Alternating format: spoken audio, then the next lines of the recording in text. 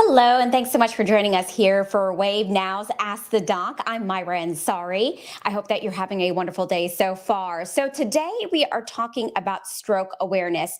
And you probably have heard us talk about this topic here recently quite a bit. And that is because May is a stroke awareness month. And we want to continue to talk about this because this does impact so many people. And it is so important that you know what to do if someone is experiencing a stroke, or maybe if you are experiencing stroke, because time is so incredibly critical. Joining me now is Jessica Sumner with Norton Healthcare. She's the Director of Clinical Effectiveness and Stroke Care at Norton Healthcare. Jessica, thank you so much for being with us today. Thank you, Myra, for having me. All right. So, what do you want folks to know about strokes? They happen more often than we think to folks. And time, as I mentioned, is essential to know what to do. That's correct. Every minute that goes by, there's more damage that's done in the brain.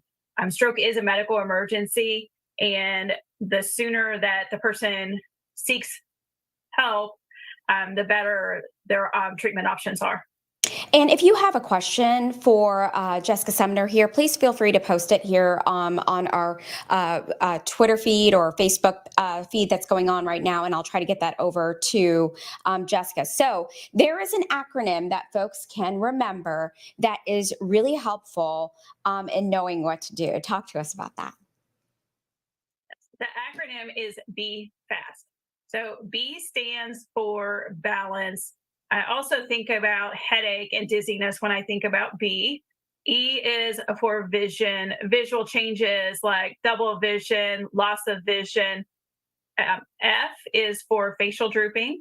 A is for arm weakness or paralysis, and also leg arm weakness or paralysis.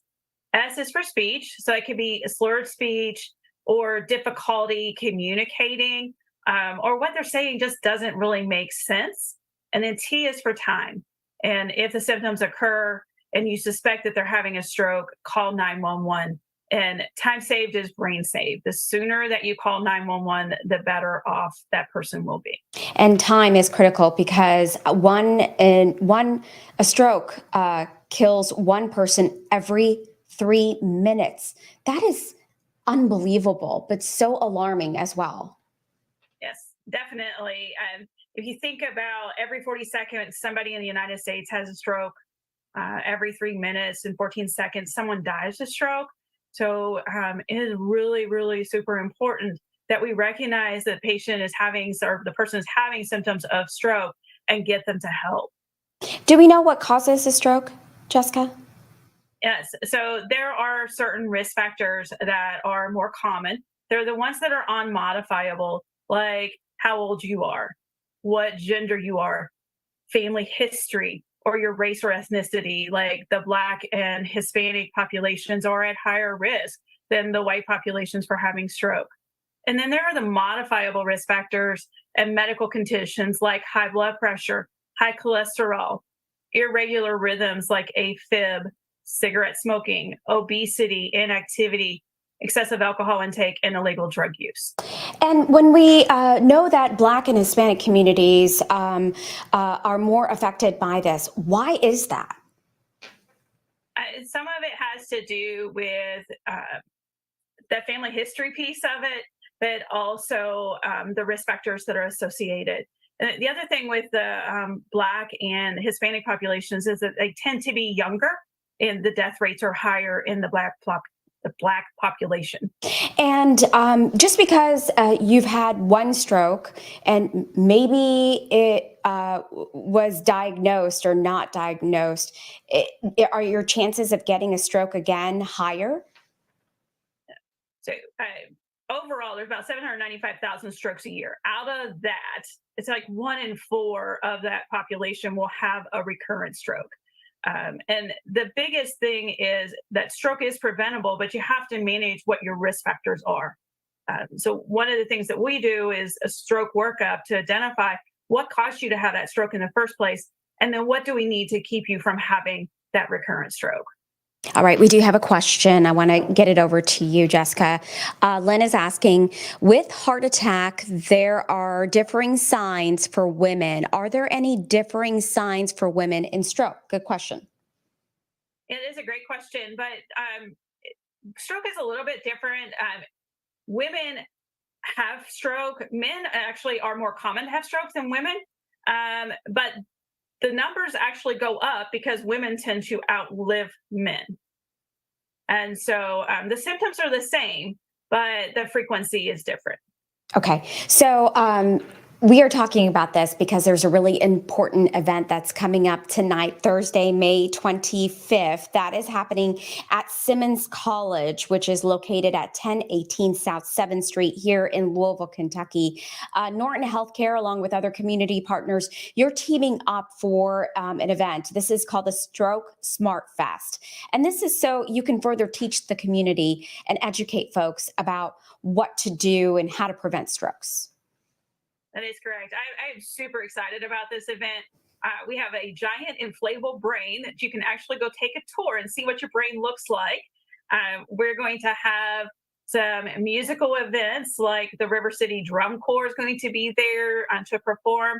We have some dance and exercise things that people can do, along with a variety of stroke prevention screenings so that you can come and identify what are your personal risks and maybe take the next steps to help prevent you from having that stroke.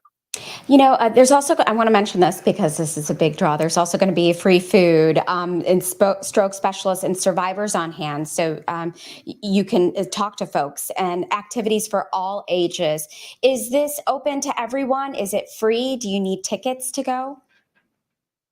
It is open to anyone. You can show up. There is a registration link, but you can just show up to the event. Okay, and I have put a link in for that registration here on the stream. Jessica, you know, I think sometimes we tend to learn more about strokes when it impacts us, right? We see a loved one, a coworker that's gone through it. So we're like, oh my goodness, I need to know more about this. But knowing this information ahead of time can really make a huge difference in survival for people around us. That is correct. I think that my own personal story is I have family that is impacted by stroke, and that drove my interest in stroke and led me down the career path that I'm in. But we can learn from others, and knowing what those signs and symptoms are, knowing that there are treatments available, and also 80% of stroke is preventable if we manage our risk factors. And so, what if you yourself, you're having a stroke? What do you do? Mhm. I can't stress enough to call 911 if you at all suspect that yourself or someone else is having a stroke.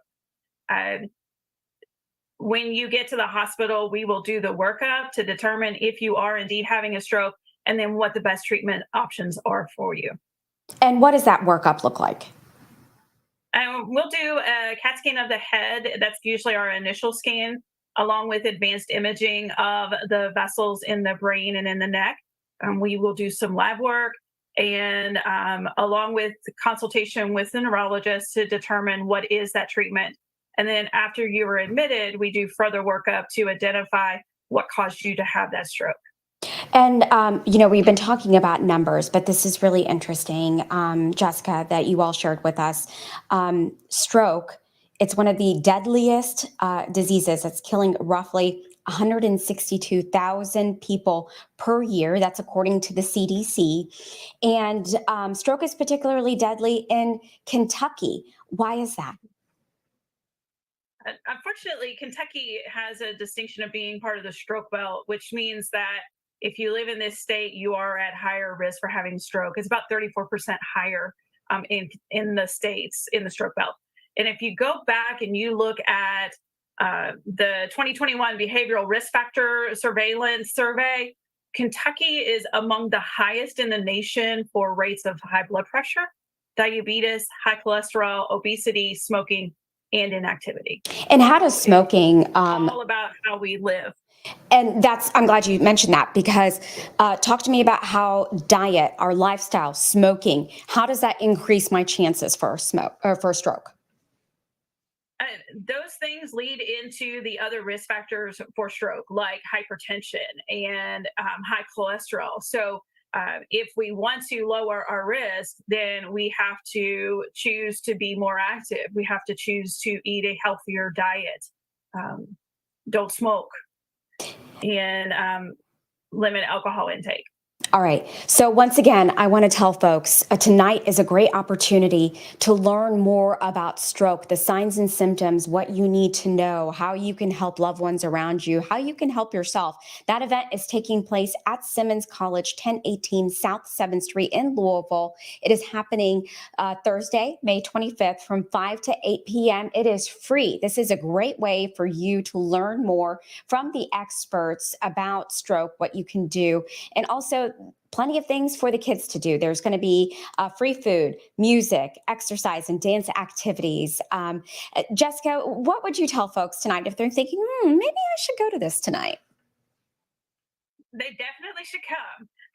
It is going to be a very fun event. And I already talked about that mega brain, but I am super excited about being able to walk through the brain and see what it looks like inside.